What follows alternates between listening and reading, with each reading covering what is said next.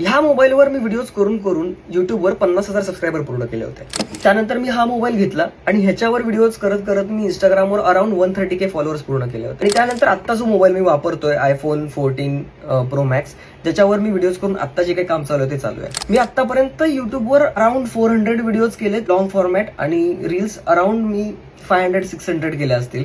आणि जवळपास कलेक्टिव्हली 4 लाख लोकांची कम्युनिटी आहे असं आपण म्हणू शकतो. हे सगळं सांगण्याचं कारण हे की कॉन्टेंट क्रिएशन विषयी बऱ्याच अशा मिथ्स आहेत की ह्याच प्रकारचा कॅमेरा लागतो, त्याच प्रकारचे माईक लागतात, असंच काहीतरी एडिटिंग लागतं, आणि त्यातल्या बऱ्याचशा गोष्टी चुकीच्या आहेत आणि खोट्या आहेत.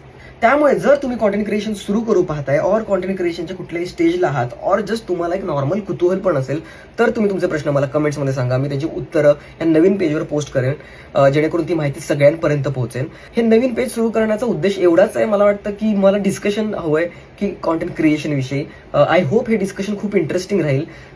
बघूयात काय होतंय. मला कमेंट्समध्ये तुमचे प्रश्न विचारा. चला सुरू करूयात.